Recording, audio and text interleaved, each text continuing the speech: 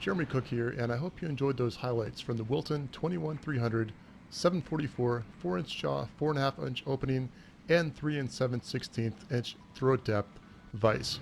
This thing was purchased to replace a Irwin vise. It's roughly the same stats. It's got a 4.5-inch jaw, but even though they're roughly the same, the Wilton is much beefier and physically heavier, much bigger, whatever. I was considering getting a 6-inch vise, but I didn't really see a whole lot about this and didn't want anything too big. I think I made the right decision, and hopefully this video will give you kind of an overview of how big this vise is, what it's good for. I'll also go over how I installed it and how I 3D printed some protectors for the bolts that stick out the bottom. To stick up for the Wilton vise just a little bit, I bought this about 10 years ago for somewhere around $25, and it's lasted me since then. So for that price range, it's not bad, and considering the Wilton costs about $135, there's certainly a price point for it, a reason you might want to buy it. The Wilton is made in China, but if you want to get one kind of the equivalent that's made in the US, it's going to cost you another couple multiples of that. So if you work in a machine shop and you're going to be pounding on it every day, maybe you go for that. But for home use or kind of a more casual shop use, I think this is a really excellent option. I was happy to find that this new vise's handle is both wider and longer than the one before, so that'll be great for putting more torque on a part. I bought this new vise because I was taking my bike pedal apart, and it ended up when I put it in there and tried to crank it down on the side, it was actually starting to bend. Eventually I got it off, so it did its job, but I thought it was time for an upgrade. Nice smooth action on that. So let's take a look inside. Obviously you'll want to watch out if you poke it out too far, just so it doesn't drop on the floor, or worse yet, on your feet. I'm not sure if that looks good or bad, but you can judge for yourself. Note the pattern on the jaws, nice and aggressive for heavy duty gripping. And goes back on nicely, as you can see. Still bearing its eyeballs right now, which incidentally do not come with the fixture.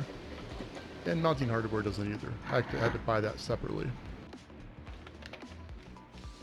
Paperwork says this vise is a 2-year guarantee. This also serves as a template too, so you just put a punch on that and you can do all the drilling and stuff based on that. I suppose if you're going to use this in a machine shop or something where you're beating on it every day, you know, for just consistently, you probably would want to spend that extra couple $100 and get the top of the line vise. But for me, something I'm going to use every couple weeks or month or whatever, yeah, this will definitely do the job, and who knows, maybe I can pass it down to the next generation at some point. It was tempting to set everything up based on just the vise itself, but it actually comes with a template that you can use a punch on. Punch that out, and just as it should be. Look at that, little dimples are there, and the fourth one there. Looks good. Drill that out with a pilot hole, and then after that a little bit bigger drill, and last of all I did a 1/2-inch drill, which unfortunately I don't have one with a tapered head on it that'll fit this, so that was a bit dicey.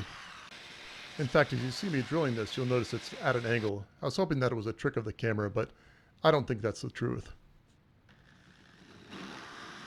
Wobble around, not too bad.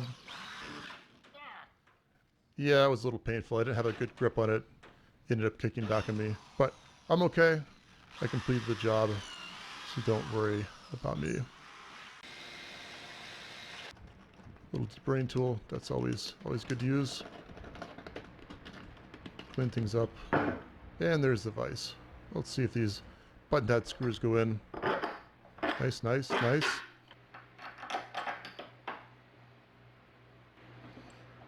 Uh-oh. Yes, uh-oh was right. But it wasn't too far off, and I was just able to screw it in like this with my Allen keys. These 1/2 inch 13 by 3.5 inch long button nut screws are actually pretty expensive. I think I paid something like $17 for a set of 5. Regardless of that, I like how these button head screws look. So I was okay with paying that. At least I had the bolts and washers on hand.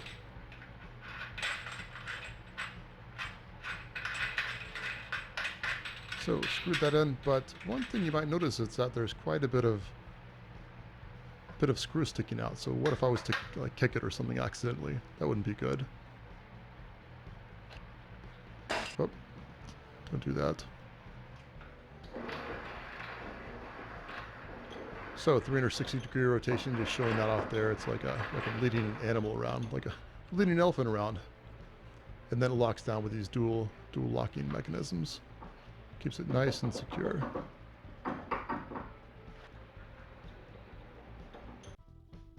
So to combat the idea that I might be kicking this from the bottom, I decided to design and print a 3D printed safety thing for the bottom. This is meant to just screw onto the bottom of the 1/2 inch 13 bolt. In this case, I decided to print it and then tap it, which didn't actually turn out that well. It would have worked okay, but I couldn't get the tap to bottom out on this as I wanted. After this, I decided to just model the threads in. It's big enough. I don't usually do that, but it's big enough that my printer actually had the resolution for it. So that's kind of the original design. Put some wrench slots on it. This isn't modeled after any sort of bolt. I just thought I'd put that on there to make it easier to install. And then Fusion 360 has this awesome feature where you just put the threads in that you want, and it puts them in there. Now, the problem is that unless you select it, it actually just draws it in there cosmetically. But you do a little modification, make it modeled, and look at that. That's just exactly what you want, or almost at least. The problem is that with the printer, with 3D printer, you're going to print in a little bit more than your actual model. So I had to somehow compensate for that. The way I did it, I just drew everything manually and did a helical sweep and everything. That was fine. The other thing I think I could have done is just put it in Cura, stretch the X and the Y axis only without the Z axis. And that probably would have had the same effect and been a lot easier. Guess I'll try that next time. Either way, looked pretty awesome, especially with 4 of them going around at the same time. Almost hypnotic. Looking good. And let's put those on.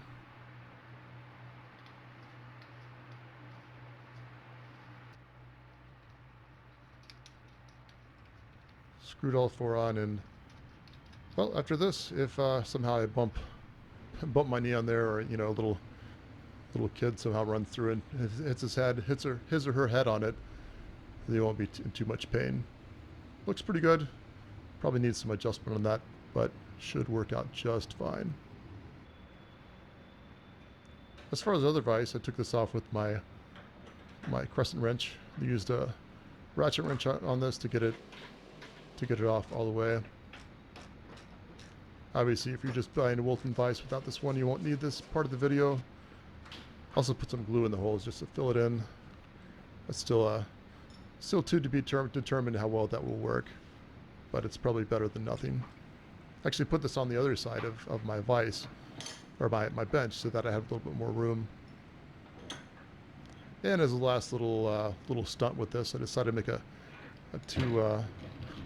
two axis vise setup. I don't see any real reason for this, any use for it, but if you want to, I guess you can do it. I hope this video gave you some insight on just how big this vise is if you're considering buying it. If you're not, hopefully it was entertaining, and maybe it gave you some ideas on some protection for the bottom of screws you have. I'll put that I'll put the STLs for that up somewhere, so if you need to print it, you can you can do that. So thanks so much for watching. If you enjoyed it, I'd love for you to give it a thumbs up or subscribe to see what comes next. This is Jeremy as Cook, signing off.